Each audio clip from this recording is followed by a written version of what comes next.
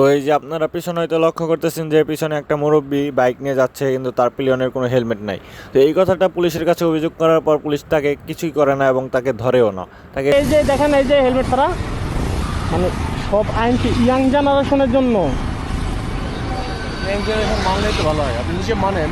আমি তো মানছি, আমি তো উনি আমাকে আমার সিগন্যাল দিচ্ছে, আমি তো বামে সাইড করছি, আমি তো ডাইনে ঢুকাই নাই, বামে সাইড করছি। উনি দেখেন আমার নতুন সপ্তাহে করছে কি।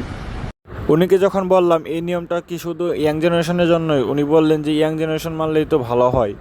হ্যাঁ মানলাম, ধরেন ইয়াং জেনারেশন মানলেই ভালো হয়, হ্যাঁ আমরা মানলাম, কিন্তু আমি তো বাইক বামে সাইড করছি নাকি, কিন্তু উনি আমার নতুন শার্টটাকে নষ্ট করে দিয়েছেন। তাহলে আপনি যদি মানলেনই তাহলে আপনার করলো কেমনে? হ্যাঁ উনি তো আমার খাবলা মেরা ধরছে।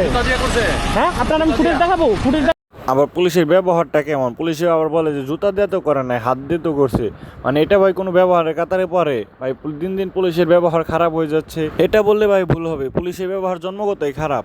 এই যে সেকশন নিয়ে একটা ছেলে আসছে, তো তাকে ভাই তার পিছনে হেলমেট নাই কিন্তু তাকে ধরছে, কিন্তু মুরব্বিটাকে ধরলো না, কারণ আইন সবার জন্য সমান এটা আমরা জানি, কিন্তু পুলিশ সবাইকে ধরে না। উনি বলছেন যে ইয়াং জেনারেশনের জন্য শুধু আইন।